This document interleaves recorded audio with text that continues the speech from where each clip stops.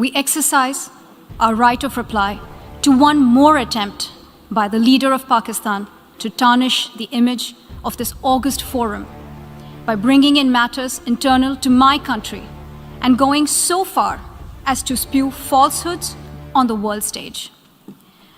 While such statements deserve our collective contempt and sympathy for the mindset of the person who utters falsehood repeatedly, I am taking the floor to set the record straight.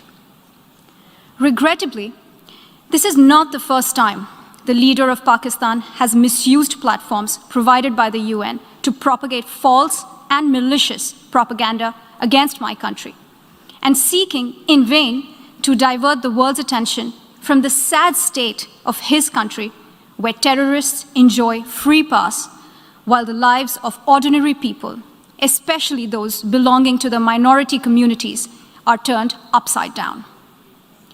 Mr. President, member states are aware that Pakistan has an established history and policy of harboring, aiding, and actively supporting terrorists. Such defense of terrorism is unacceptable in the modern world. We keep hearing that Pakistan is a victim of terrorism. This is the country which is an arsonist disguising itself as a firefighter. Pakistan nurtures terrorists in their backyard in the hope that they will only harm their neighbors. My delegation is exercising its right of reply in response to the statement made by the Indian representative. Jammu and Kashmir neither is a so-called integral part of India, nor is it India's internal matter. India remains in occupation of an internationally recognized disputed territory whose final disposition needs to be decided in accordance with the democratic principle of a free and impartial plebiscite under the United Nations auspices as provided for under numerous resolutions of the Security Council. In order to divert attention from ever-increasing international condemnation of India's widespread and escalating human rights abuses in Indian illegally occupied Jammu and Kashmir, India continues to level baseless allegations and rely on outright lie and obfuscation. India's compulsive obsession with Pakistan is neither new nor surprising. It has permeated its ruling elite and governance structures. But there is a method to this obsession, as it underpins India's electoral and foreign policy under the ruling RSS-BJP Hindutva-inspired government. The EU Disinfo Lab has graphically revealed how India has deployed such tools of deflection, deception, and disinformation against my country, including at the United Nations.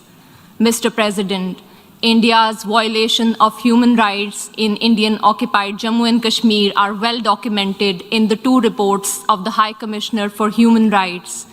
Since 5 August 2019, the High Commissioner has urged India to unlock the situation and fully restore the rights that are currently being denied to the people of the occupied territory. Several special rapporteurs and mandate holders have also termed the human rights situation in Indian illegally occupied Jammu and Kashmir in a, quote, free fall, unquote. Major human rights organizations, including Human Rights Watch and Amnesty International, have expressed similar serious concerns about India's human rights violation, including in the occupied territory. Not surprisingly, Indian authorities have failed to respond to any of these communications. In fact, a witch hunt has been launched against those who dare to report these crimes. Only last year, Amnesty International ceased work in India, citing constant harassment at the hands of the government. The government of Pakistan has recently released a comprehensive and well-researched dossier containing the entire range of gross, systematic, and widespread violations of human rights being perpetrated by Indian security forces in the occupied territory. We call upon the international community to take cognizance of the compelling evidence and hold India accountable for the heinous crimes. If India has nothing to hide, it must accept a United Nations Commission of Inquiry and agree to implement the Security Council resolutions stipulating a plebiscite to enable the people of Jammu and Kashmir to exercise their right to self-determination.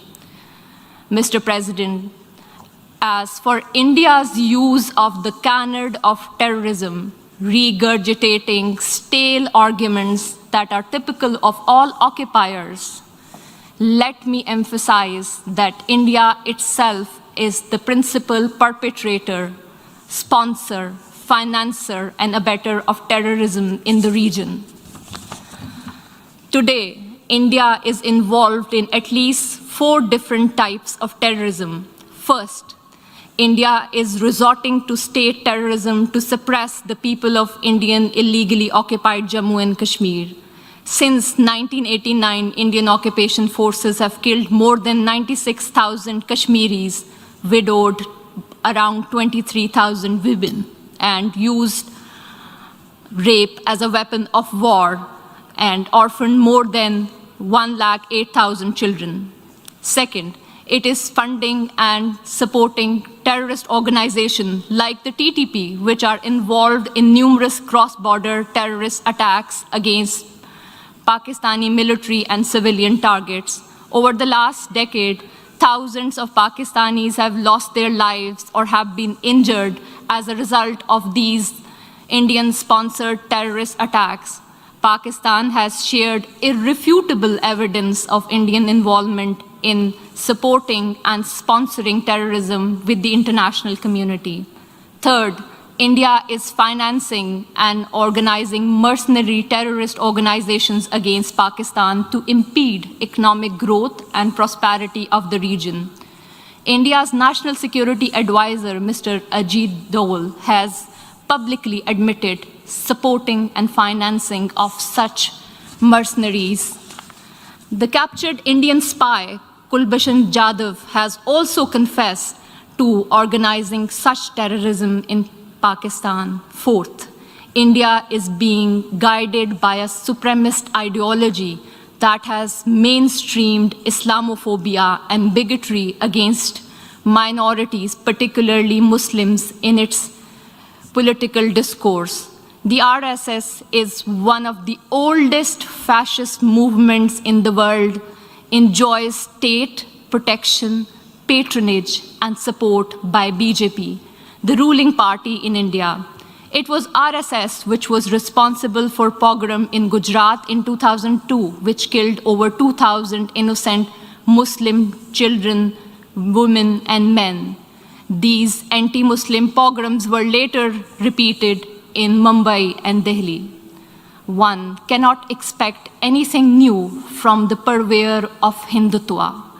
In today's incredibly intolerant India, the 200 million strong Muslim minority faces frequent lynching by cow vigilantes, pogroms by RSS thugs with official complicity, discriminatory citizenship laws to disenfranchise Muslims, and a concerted campaign to destroy mosques and the rich Muslim heritage of India. Mr. President, for the edifice of fascism is in an advanced stage of construction in India today. The Hindutva order of the ruling party has created an atmosphere of fear among all minorities, including Muslims, Christians, Sikhs, and Dalits.